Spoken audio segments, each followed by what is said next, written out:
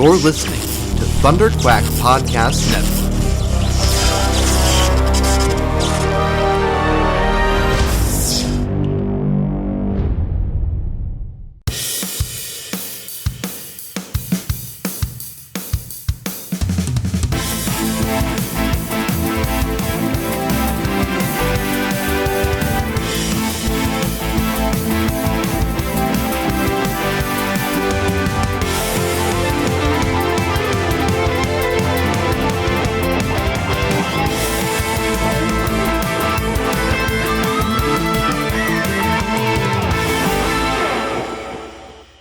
Hello and welcome to the Thunder Quack Podcast. This is an episode about Toy Story 4. I am your host today, Kurtis Findlay. And I am sitting here drinking wine, and my name is Katie Findlay. And I was promised ice cream after this. And I will make good on that promise as long as we have a good conversation. Oh. Well, this is a spoiler cast. This is what Mike likes to call spoiler cast, which means we're going to be talking about Toy Story 4. They're really dead the whole time. Yeah, and like Buzz is Woody's father, and like there's so much going on. We're not going to hold anything back. So if you haven't seen this movie yet, then maybe stop listening if you don't want to get things spoiled for you. That's just the disclaimer. And we'll also put in a quick plug for our Patreon site, patreon.com/thunderquack, where you can donate a couple of bucks and keep our podcast running. That would be wonderful. But yeah, that's kind of it for announcements. We can kind of dive right into the show here. Toy Story 4. We went and saw this on opening weekend. We took our three kids, and we'll hear a little bit from them later on in the episode. I don't know, where should we begin? Did you like this movie? Did I like this movie? Yeah. Yes. You sound a little unsure. Well, I think I was fine with Toy Story ending at Toy Story 3. Yeah, it's true. Because that was such a nice, bittersweet thing. I didn't realize we needed more of the story. But if they were going to force it in our faces, then Toy Story 4 was a good movie. Mm-hmm. Yeah, I think everybody's probably in the same boat. It's like, well, why didn't they wrap things up nicely? We shipped them off to a nice home. Andy went off to college. But this movie did a good job of showing us that there was still some unresolved things that some of the characters, one character in particular, needed to deal with, right? Well, Woody's got some issues. He's got some pretty big baggage that he needed to deal with in this one. Yeah. He had a hard time. Well, he's always had a hard time taking instructions from others. But this movie particularly pointed that out. Yeah. He has to be in charge. Yeah, and that's definitely a thread, going all the way back to the very first one when we see Woody trying to retain the spot of number one toy in Andy's life when Buzz comes around. He just can't deal with it. And he's just a selfish person or character. He's horrible. He's so selfish. Man. Every single decision that he makes. And the thing is, he's so easily swayed too. He's so easily swayed. So in Toy Story 2, when he gets kidnapped and taken to this collector's place, and that's where he meets Jessie for the first time, and they manage to tell to convince him that he's better off with them, and he goes along with it because he's really only thinking about himself. He always has this air of like, I got to look out for Andy, and Andy's really important. But when it comes down to it, Andy's only really important because when it serves Woody. Yeah, it gives Woody a sense of fulfillment or purpose, entitlement even. Okay, so here's Woody's arc. He's Andy's favorite toy. Nothing matters other than Andy. Buzz comes in. Woody gets jealous. Woody goes off and does his own thing. Woody makes amends. Yep. Things are happy in Andy's bedroom. Yep. Woody gets kidnapped. Yeah. Woody decides he wants to be part of the Roundup gang, whatever they're called. Yep. His friends get mad at him. He decides they can all be friends together. Right. Okay, and then it's all about Andy. I don't remember what happened in Toy Story 3. Toy Story 3, all of the kids, Andy goes to college. Yeah. All of the kids all of the toys get shipped off to preschool. Oh, yeah, preschool. Right. And except for Woody, who gets taken to Bonnie's room. Right. Yeah, he probably runs off and does his own thing. Toys get mad. Well, Everyone comes back to... Well, he gets them almost killed. The only reason why he gets caught up in that whole thing is because he realizes that preschool is a horrible place run by a horrible bear, and he actually goes to save them. So that he leaves the comfort of Bonnie's room, and so he's always going off to save toys, but usually he gets the toys in the jam that they're in the first place. True. That's right. I guess that's why they ended up at preschool. Is it? I don't know. I don't remember the movie with you. Oh yeah, that's right. No. Andy's mom accidentally mistakes the bag of garbage that should go up in the attic with a bag of garbage that's actual garbage. So she throws the toys out, and then they save themselves and sneak into a box that says preschool because they know that they'll get played with in preschool. Right. Woody, in fact, tries to get them out of that box because he realizes that was a mistake. So I don't know. It's frustrating to watch Woody all the time because he just makes terrible decisions and he never explains himself. And if he would just be a better communicator, none of these movies would have happened. Which is why I remember when I saw the first Toy Story movie when I was 10. Yeah. And people would ask me who my favorite character was, and I'm like, Buzz Lightyear, for sure. There was no part of me that liked Woody. He was just a selfish, poor communicating toy that had a complex of some kind that he needed to work out. And that's always, Buzz hasn't always stayed my favorite character, but Woody has never been my favorite part of the Toy Story movies. Mm-hmm. Who's your favorite character now?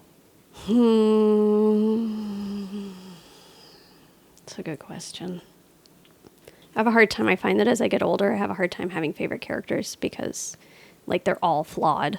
And, in real life, I can find something wrong with all of them. That's probably why I don't have any friends.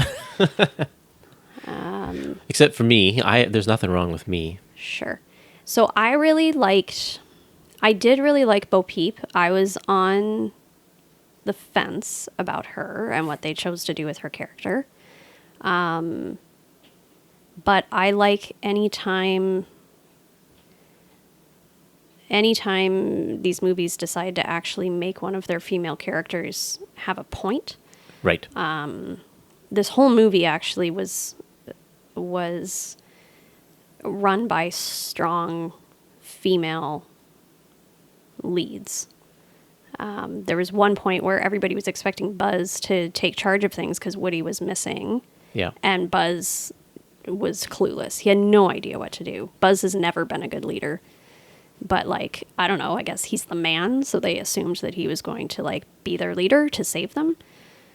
And he, I don't know what he do, and jumped out a window or something like that. He started listening to his inner voice. Yeah. Right.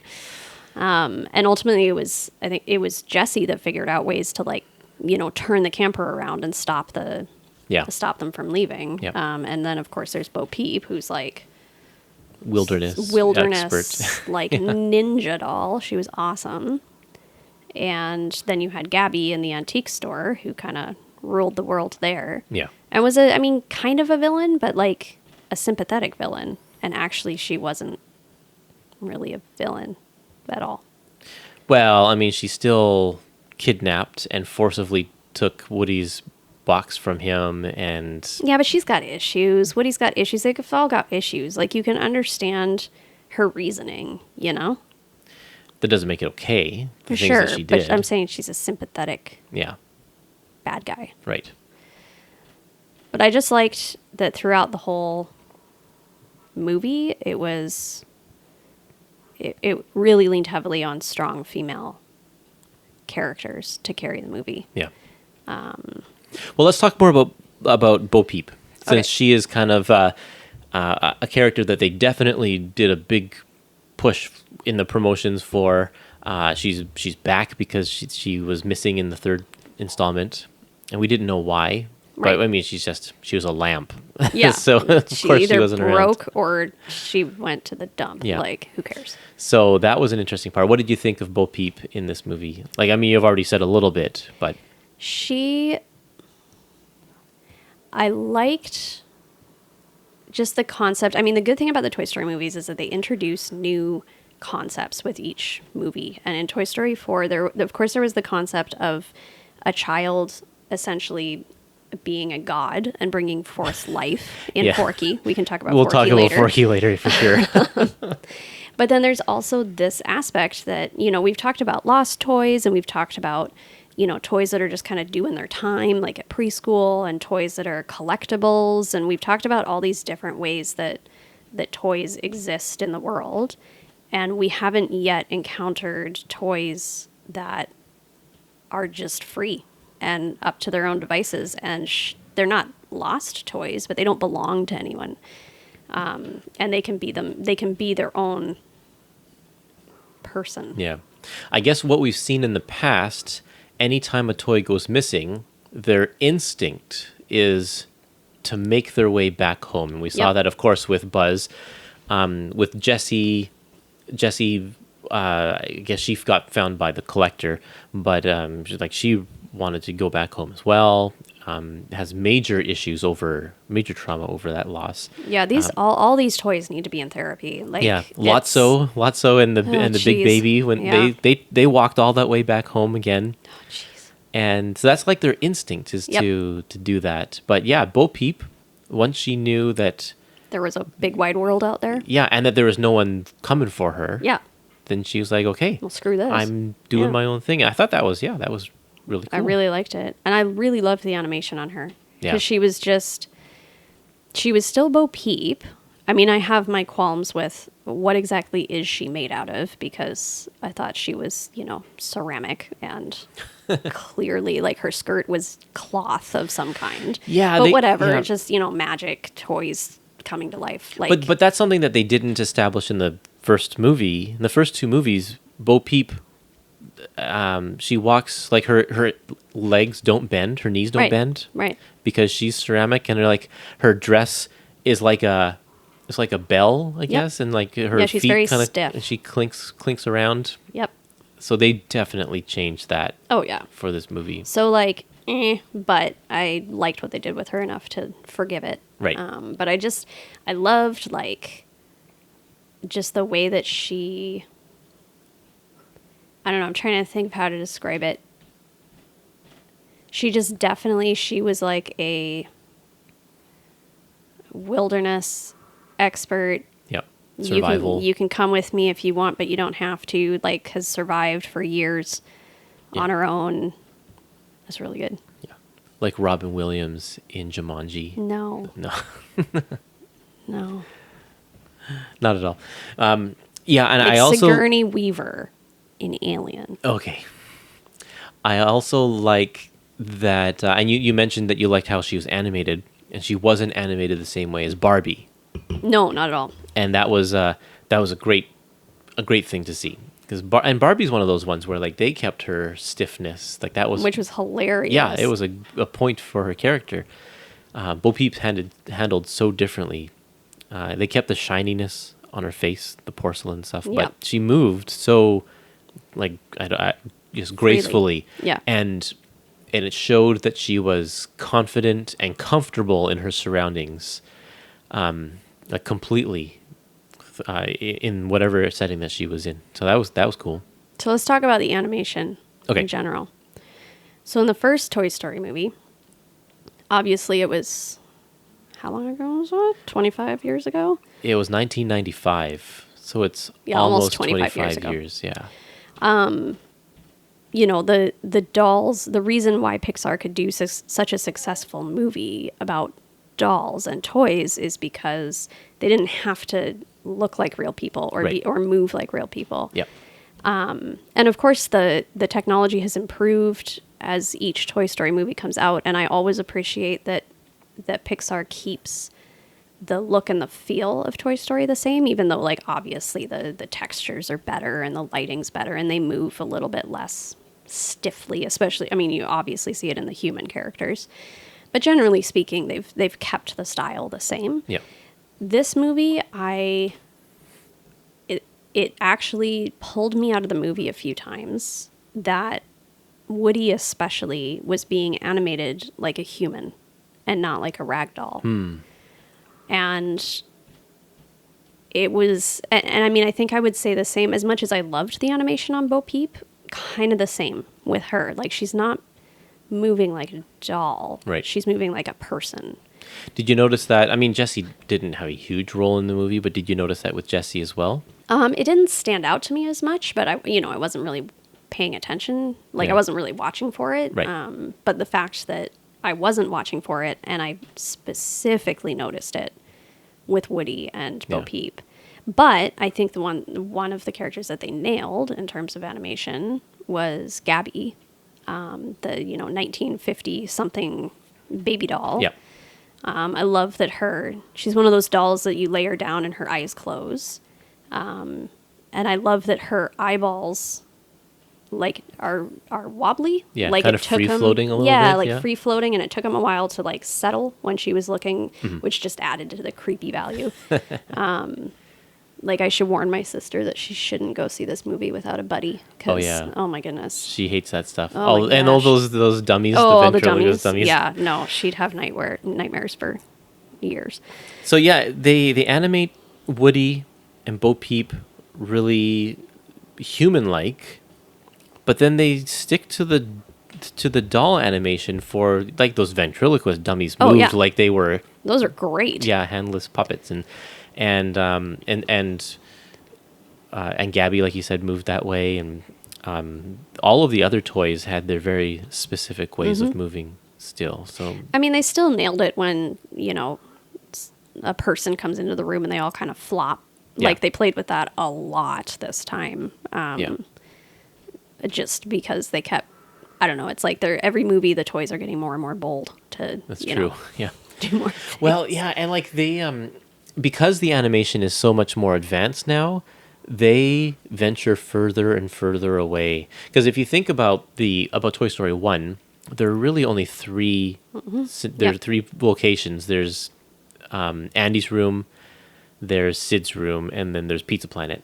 That's really all they go. There's a few other places here and there, but in this one, they're all over the place. Yep. I couldn't believe just the antique store with loads and loads and loads of props and locations and all of the dust flying around and cobwebs. I just can't imagine. It's amazing that you look at Andy's room and it's so bare bones. Yeah. Because they didn't have the computer power to render anything more than that. It took them. I can't remember. I was watching a video. To render 1 second of footage or something like that was like hours and hours and hours and hours.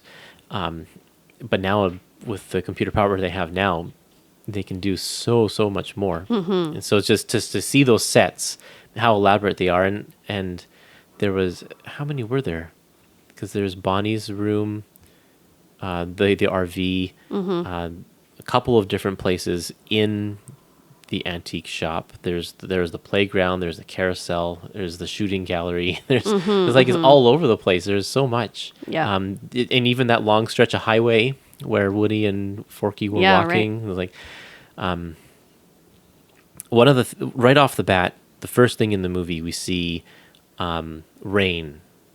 Right. And they have that scene where Bo Peep's being given away, and they're under the car having conversation, and then RC is trapped in the gutter. It's right. and it's like, holy cow, this just looks fantastic. Yeah, it's kind of on the nose, though, didn't you think? I always kind of get annoyed at Pixar when they do crap like that. It's like, yo, okay, we get it. You can do rain.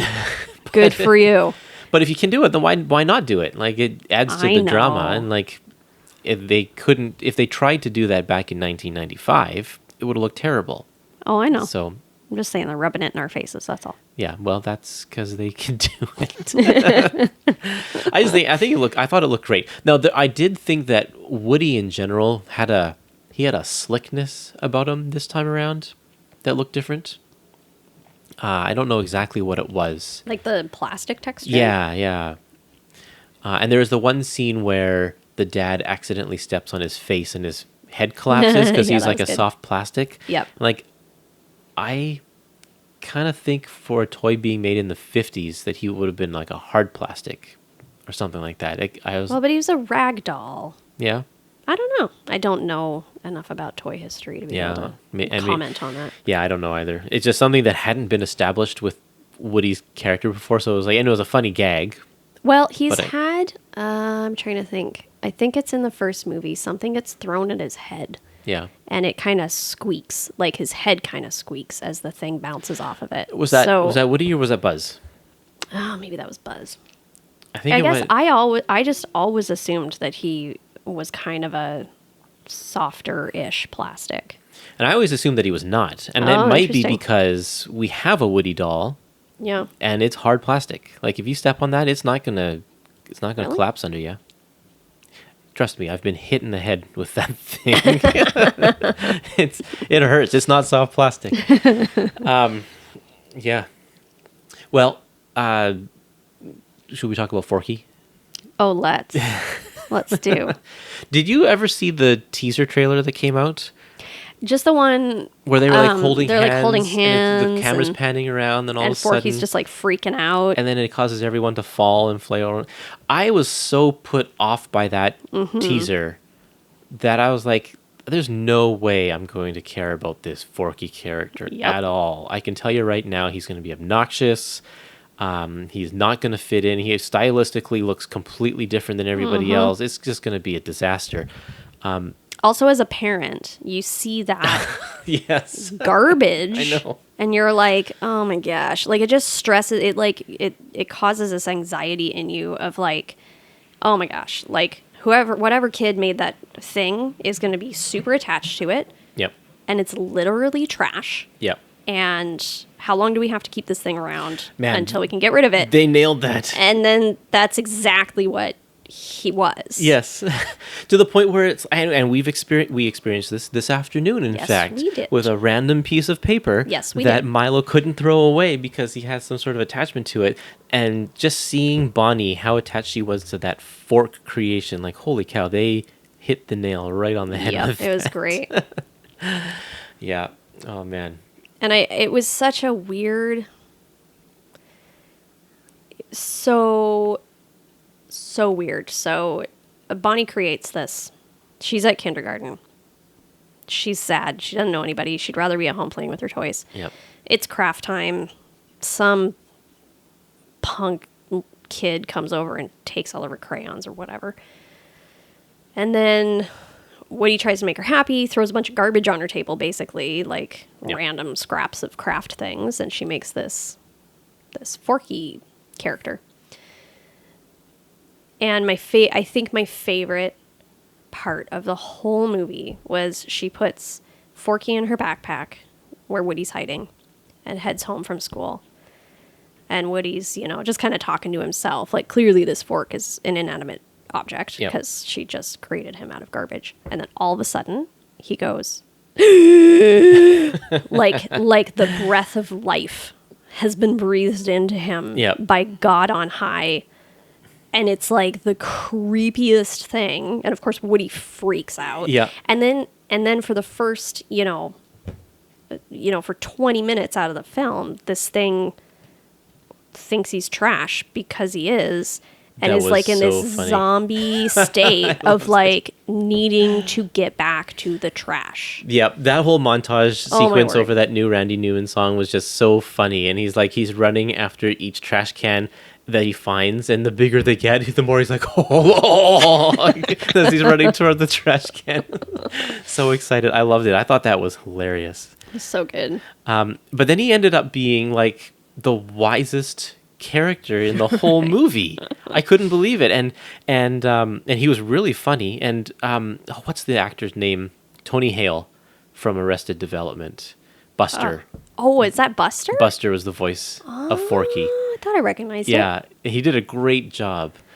And my take on Forky, I had a bit of an issue with like, okay, so he was an inanimate object, and then he was basically a brainless zombie object. Yep. And then he's the wisest character Yeah, in the movie. exactly. Like I had it was a bit of a jump. But at the no, same, but I think I think it flowed naturally though. No, I know, but at the same time, I think that the reason he was the wisest character is because he was learning and hearing everything for the first time and had a very open mind.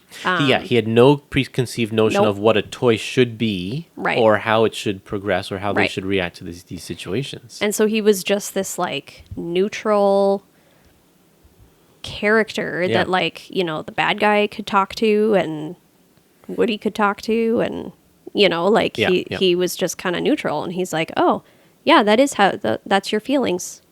Yeah. No comment. It was really good. He reminded me of Olaf from Frozen. But not as dumb. Not as dumb, but Olaf still also had that scene at the end where he, you know, at the fireplace with Anna, where he's like saying wise words and convincing Anna what she should do next. And is like he built his opinions because he's only been alive for a couple of days, again, based on the limited conversations and experience he's seen.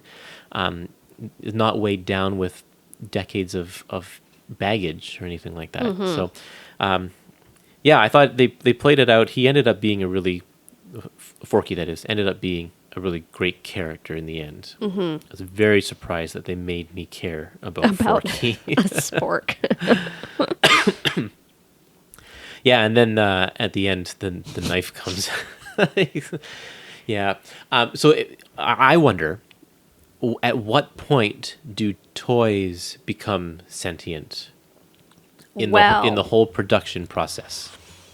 I mean, I think we honestly need Captain Picard here to logic this out for us in terms of sentience and whatnot. But because I think there was a period of time once, like in the factory, you mean? Like as yeah, they're like being in the made? factory, because like Forky was created, like built, and then there's a little bit of period of time where before Forky gains intelligence. Yep.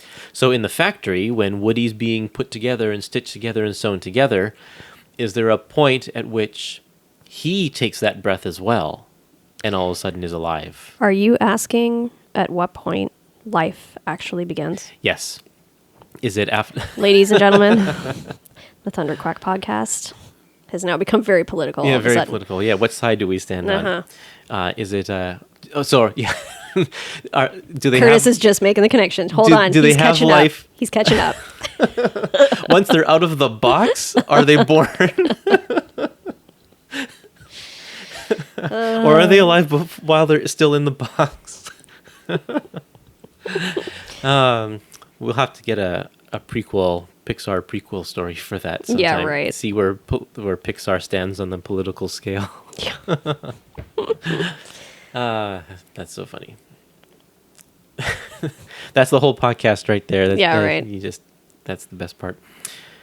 Another favorite character I had was Duke Kaboom, voiced by Canadian Keanu Reeves. Which I did not realize. Yeah, I didn't realize that either until after. Probably because he didn't talk like Bill and or Ted. Which one is he? He's Ted. I don't remember. No, he's Bill. He's Neo. I know that. That's the one I remember. But Keanu Reeves is known for playing these deadpan roles these days, like Neo, and this was anything but. He was so over the top, exaggerated, and Duke Kaboom was there purely for laughs, but also had a pretty significant purpose toward the end of the movie as well, which was good. And I love the fact that he was Canadian and that they wove like the Canadian anthem into the score and everything like that. It was, I don't know. You're American. Yes. Now you're Canadian as well. Yes. But you're American born and I'm Canadian born. So I always love it when I see Canadian references in American television. Usually it's just dumb jokes about lumberjacks or hosers or hockey or whatever. But I thought Duke Kaboom was a really funny Canadian joke. He was, and like,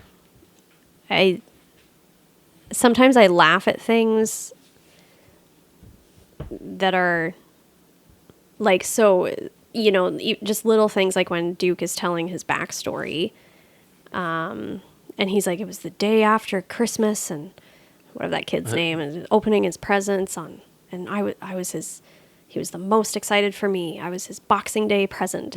And just like the mention of Boxing Day, right? And it's like, I don't know, like if I had never lived up here and not, I mean, I knew that Boxing Day was a thing when I was in the States, but I think I had associated it more with like being a British thing than Canadian. Well, that's true. But Canada's kind of British. Yep. Yeah, I thought he was really funny. I definitely liked, out of all of the new characters, I mean, I guess Forky was probably my favorite of the new characters. Really? Over Duke Kaboom, I think probably. Well, I consider Bo Peep a new character. Okay, sure. Yeah, and can she's reinvented for sure. Can we give a shout out to Polly Pocket? Because that is absolutely what was her name? The little policewoman sidekick. Yep. She was 100% a Polly Pocket. Yeah, for sure. And I was like, yeah! I was so excited to see Polly Pocket. But I didn't, the two characters I didn't care for, even though they had their funny moments, were Ducky and Bunny. Yeah, and even just like, you know, I see posters like around town on bus stops and stuff, and they have the different characters from Toy Story 4, and one of them, in fact, the one I've seen the most has Ducky and Bunny or whoever they are. And I like just even looking, just visually, they're just so generic and plain. They're generic and they don't match. It's like they're not from the same world. I mean, it works because the world is all the toys in the world, and so of course there are going to be some that are just generic. If you look in a random toy bucket, right, none of them match. Right, and I mean they're supposed to be generic. They're 50-cent toys that they put on the wall for this carnival game. Yep. And I thought they had some funny moments, but there wasn't much of a point to them. Yeah. They were strictly comic relief. Yep. They didn't do anything in the end, I think. Like, they were tasked to get the key, but then that was just kind of... Oh, that was Buzz's mission, actually, so... But yeah, they I don't know. I'm pretty sure you could take them out. I mean, they got Buzz out of being trapped in the carnival game, but that was about it. And Buzz would have figured out another way. Yeah, exactly. They were just a plot device for that one scene. Plot device. Yeah. Yeah. I had another thought. I can't remember what it was gonna be now. Oh, I thought all of the original toys from Toy Story 1 kind of got the shaft in this movie. Yeah, they really did. They were just stuck in the RV the entire time, and even the ones that did get a chance to shine were a lot of the new toys, Bonnie's toys. Yeah. And I think part of that's that, like, the voice actors for Potato Head and Slinky are both gone now. Yep. So they're used very sparingly. I think they had some imitators. Yeah, because I think voices. Slinky did have some lines. And so did Potato Head. Oh yeah, Potato Head did too. Yeah. But both of them, like, if you remember how heavily Potato Head especially was featured in Toy Story 3, like when he was sticking his pieces to like the cucumber and to the tortilla shell and stuff, like he played a big role in that movie, but he was barely in this one at all. I also think, like, I don't know, I don't know. I mean, it's a movie, so of course they did this, but it was kind of phoning it in to be like, okay, Bonnie's going to bring 8 toys with her on this trip, right. And they just so happen to be all of our favorites. 8 toys that we know and love. But I do like...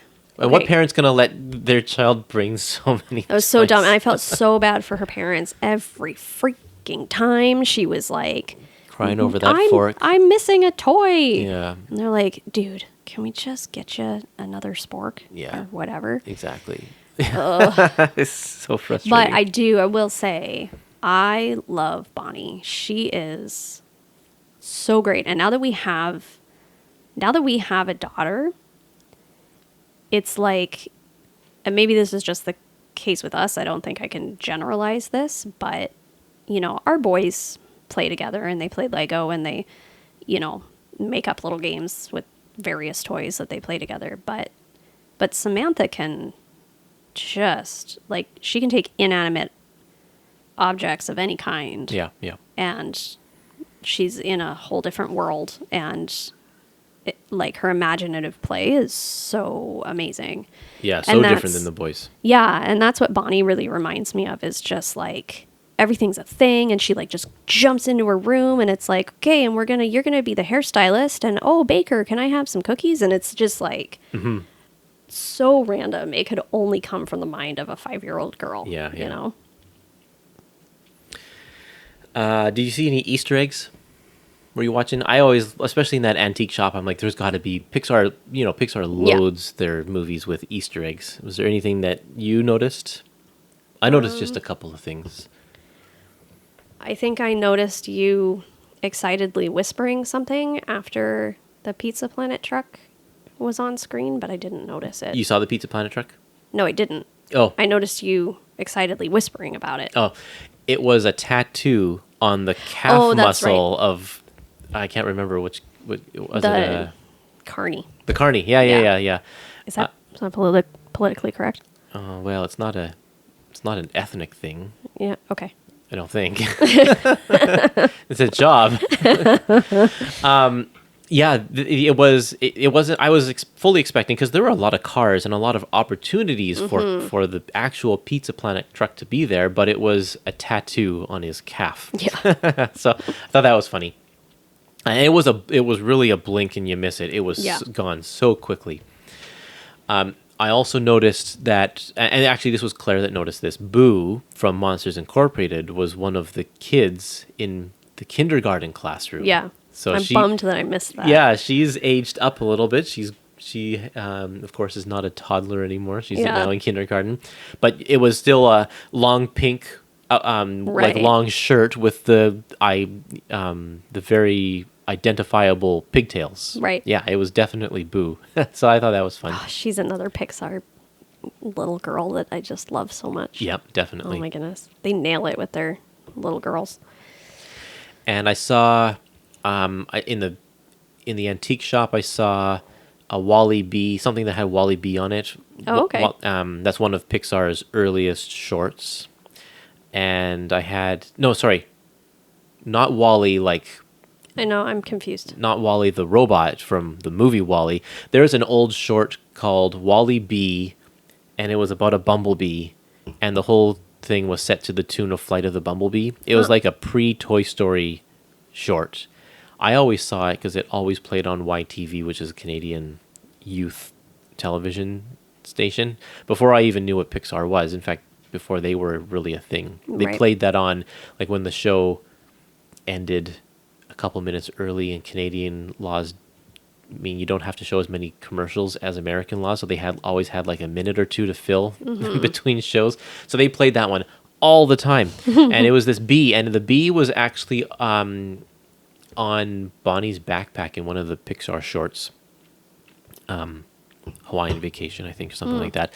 I also saw the grape soda bottle cap. Oh, really?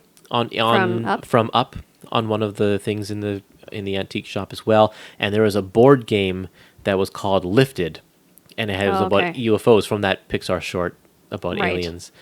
I just I noticed one of the kids in the kindergarten had one of those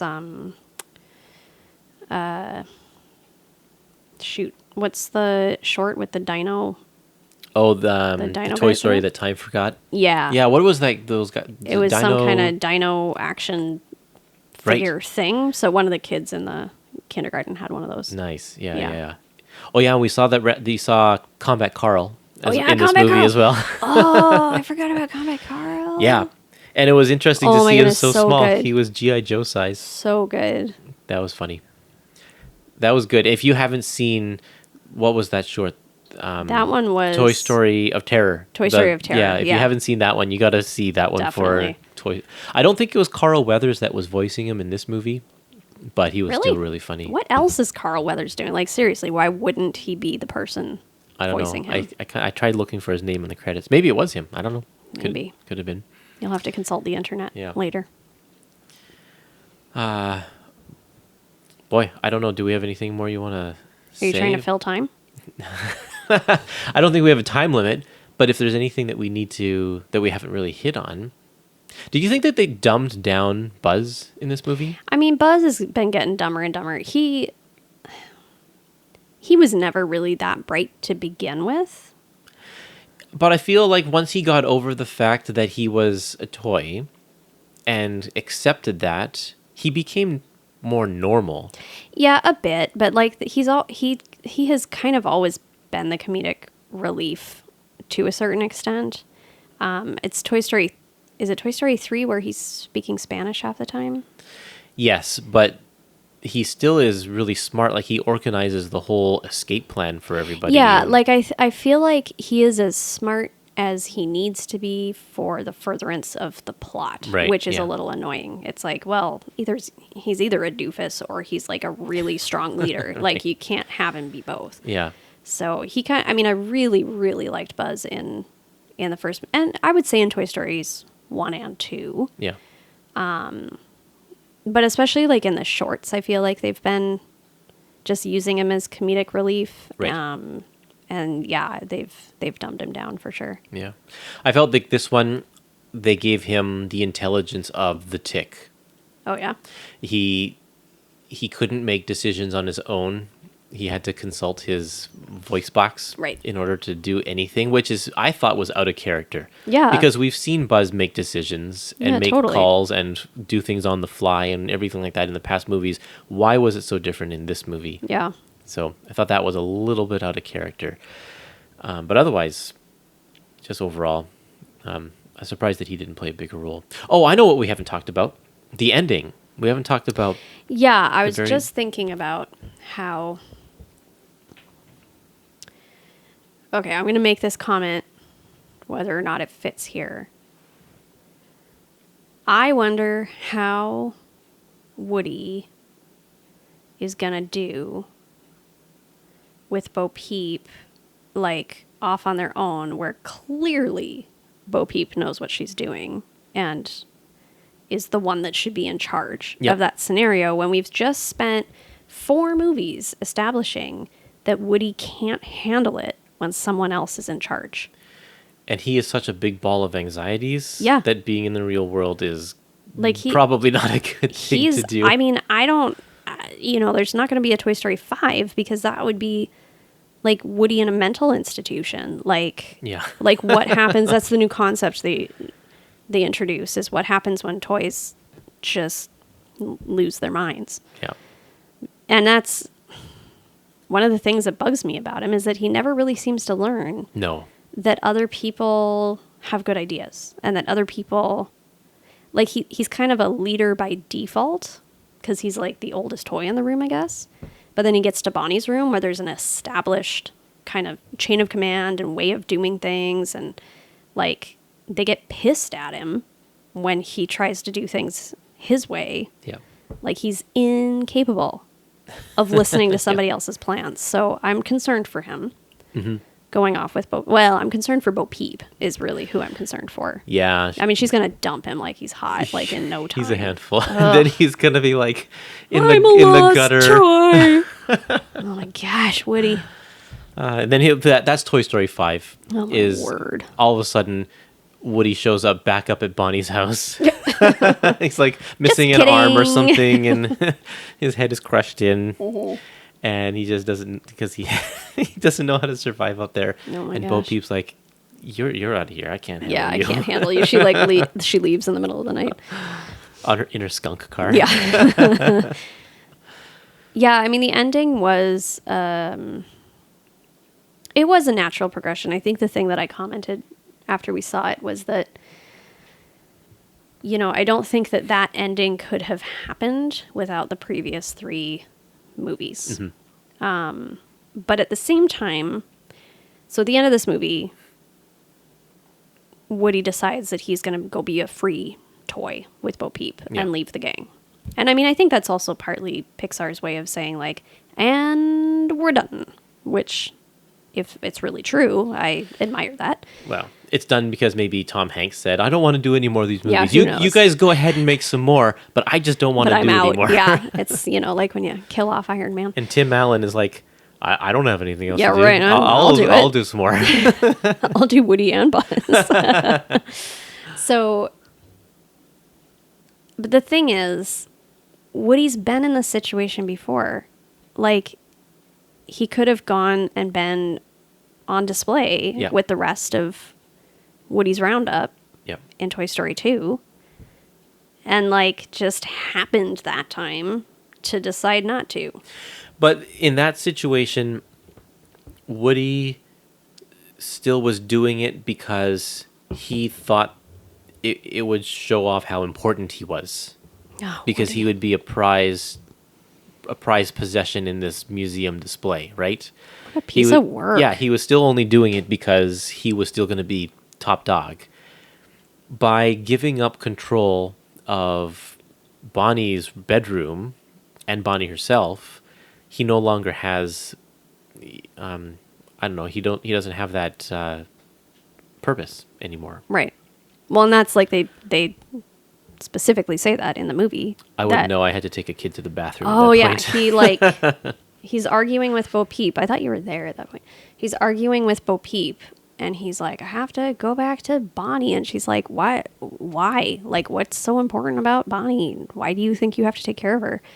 And he's like, because if I don't know what my purpose is. Yeah. Like, he just kind of blurts it out in one of those Okay. dramatic, film moments of, oh, the truth comes out. Right. Which is exactly his issue, is Yep. that he's a control freak. And if he doesn't have anything to control, what's the point of him? Yeah. Yeah, like if he was, holy cow. So what changed his mind? So he changed True his love's kiss? mind. No, they never kissed, which I appreciated, because like that's just a whole nother level of things that we don't need to see toys do. What changed Well, his don't we mind? see Mr. and Mrs. Potato Head kiss? That's different because it's They're the same species. potatoes. Like they can have as many little spuds as they want to. Okay, what changed his mind? Is it bad that I don't remember?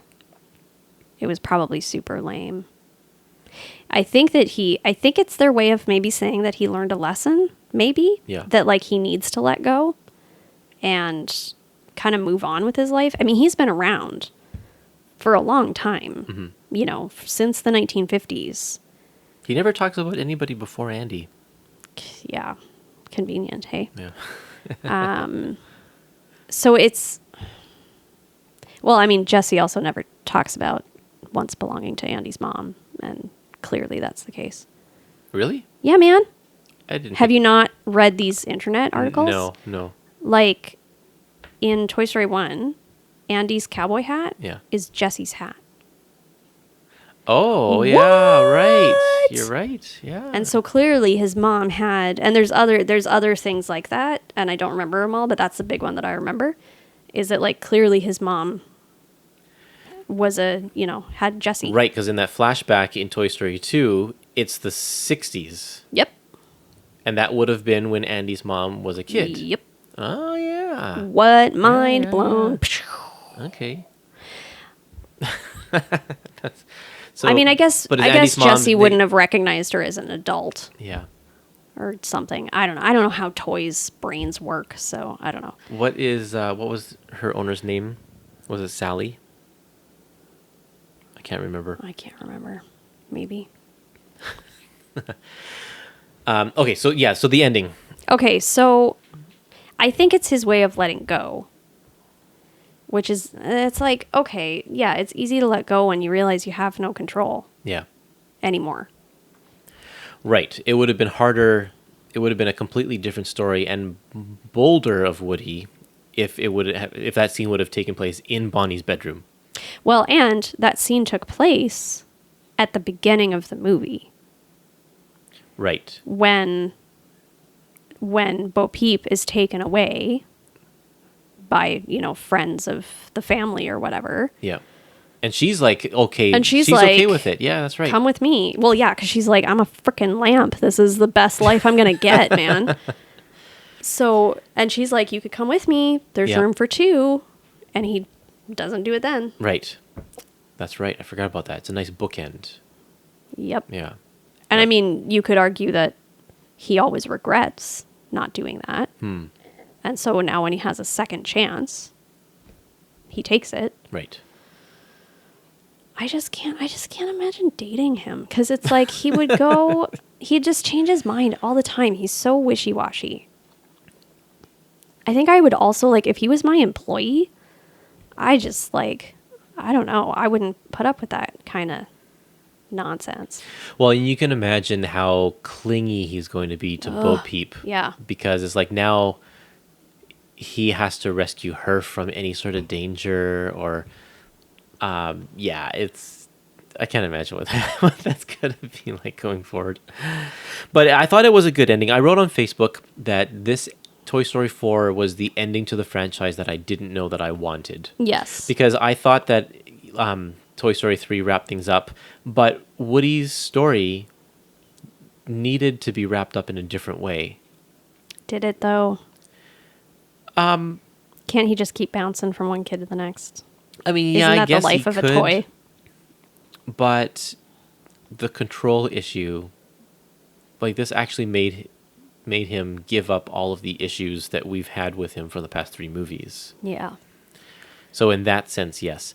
I mean, we could also argue that we needed some more closure with Jessie, so that she can conquer her claustrophobia and all of those insecurities as well.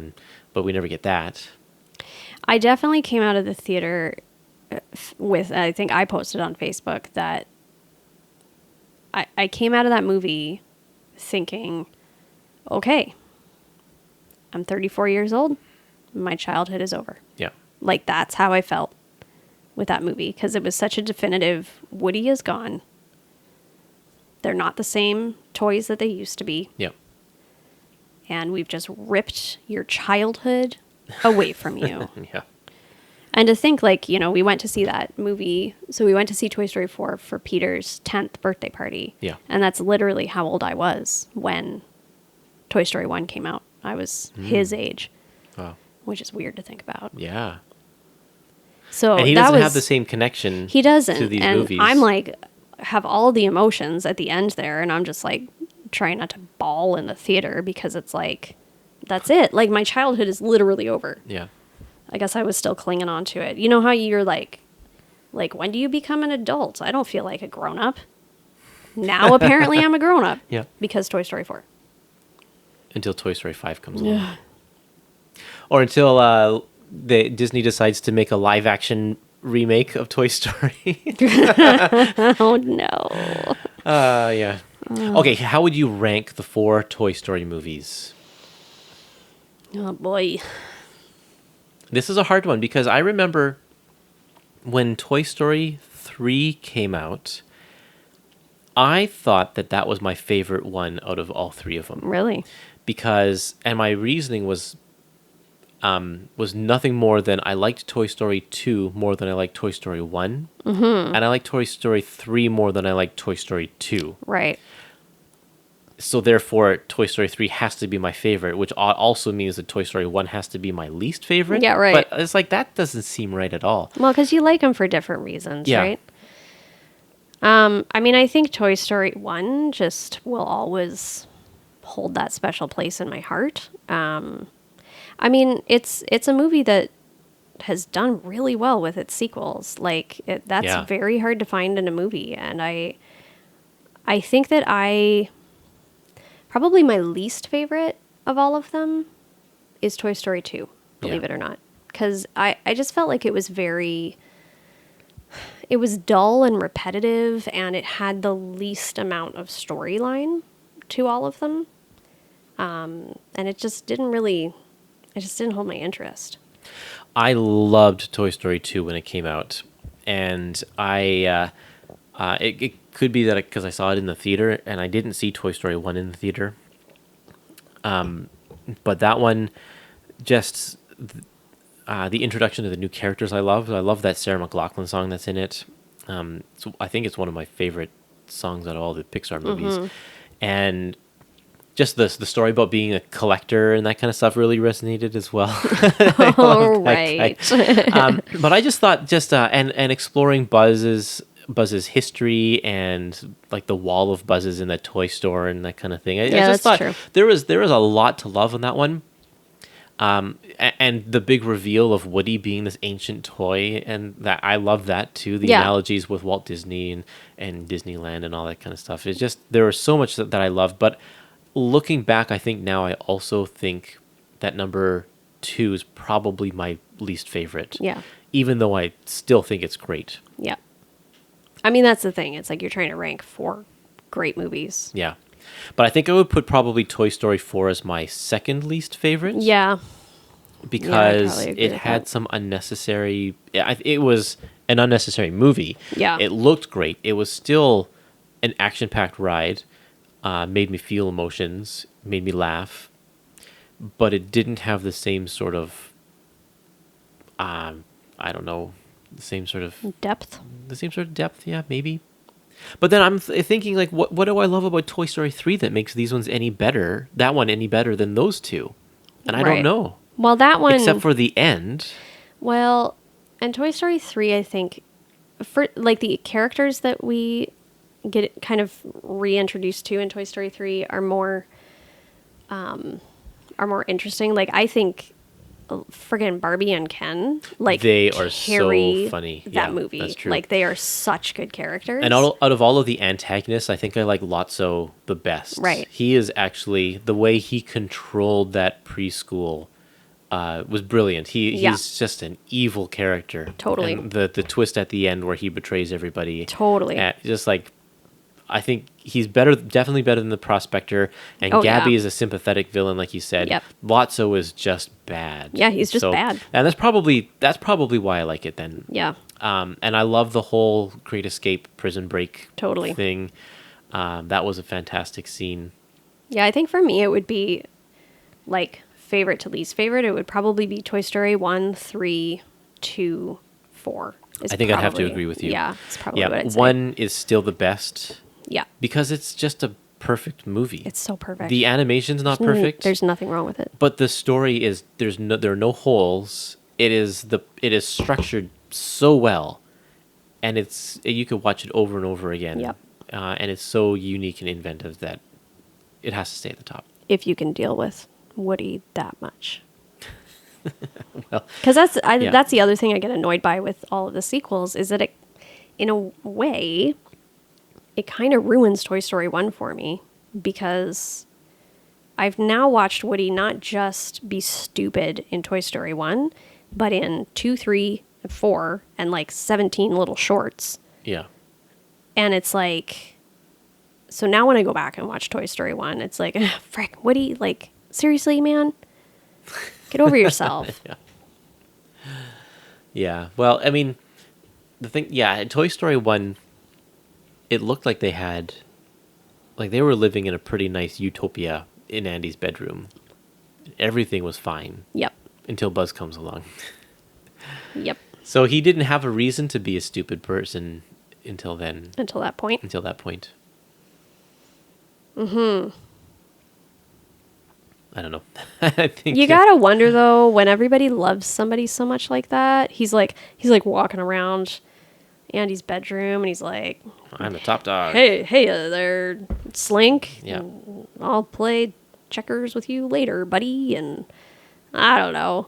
It's just like, did he have them all like, did he rule with fear? Like, yeah. I don't know. You know, what was his management style in those early days? I don't know. Whatever it was, they seemed to respect him, except for Ham. He always kind of made those jokes. I like Ham. Yeah, you would. You are Ham. Wait, did I just call my wife a pig? Uh-oh. Wah, wah. I asked my kids, I asked our kids what they thought of this movie, and I recorded them. They're my kids too. Yeah, that's right. So I asked our kids about it to give us their thoughts, and so I put the mic in front of them, and so we have a little bit of a clip that we can play of them and their thoughts. Okay, so I'm here with Peter. Hi. And Milo. Hi. And Samantha. Hi. And how old are you guys? I'm 10. I'm 3. I'm 7. And how old are you, Samantha? 3. And what are we going to be talking about today? Toy Story 4. Tell me about Toy Story 4. Where did we watch it? When did we watch it? We watched it on the 23rd at my birthday party. Nice. And did you like it? Yes. Who wants to tell me about something that happened in Toy Story? Me. Oh, okay. What happened in Toy Story? Toy Story 4. The girl takes Woody. The girl took Woody? Yeah. And then what happened? Do you remember? Forky got the trash. Forky went in the trash? What else happened? Peter, why don't you tell me a little bit about it? So the person that Samantha was talking about is named Gabby Gabby. Gabby Gabby seems like a bad guy, but she's so cute. She's actually not. So one part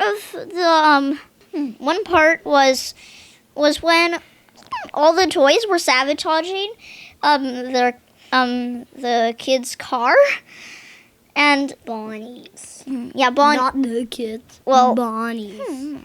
Well, Bonnie's mom and dad's car, and like windows were going up, down, and the door was going open, close, yeah. And like, and the car was stopped, like moving and stopped, and at one point the police came over and said, "You're under arrest." No, not that. They said, well, actually, I don't remember what they said. And then the unicorn said, "Yep, Dad's definitely getting arrested." Samantha, what was one of your favorite parts in Toy Story 4? Forky got in the trash. Forky went in the trash? What about another one? Woody tried to get Forky. Woody tried to what? Get Forky. And what happened? He got in the trash. Who did? Woody? No. Forky. Forky went in the trash? Yeah. And then what happened after that? I love the knife. Said, what mean? Knifey? Forky. No, Forky is trash. The knife said Forky is trash? Yeah. Nice. What else do you remember from that movie? Do you remember the one that was pushing the baby carriage? Yeah. What was that doll? Tristan. Wait, no. Vincent. Do you remember Vincent? Vincent. Yeah. The ventriloquist? Yeah. Was he kind of scary? Yeah. Or the dummy, yeah. The dummy. I guess the dummy is pretty dumb. Well, he just sits on the roof of their base, turning his head back and forth. So he is dumb. So what is your favorite characters? Ooh, good question. Samantha, who's your favorite character? Woody. Woody? Woody and Forky. Because when Forky was first made, Forky was like trash, and Woody was like toys.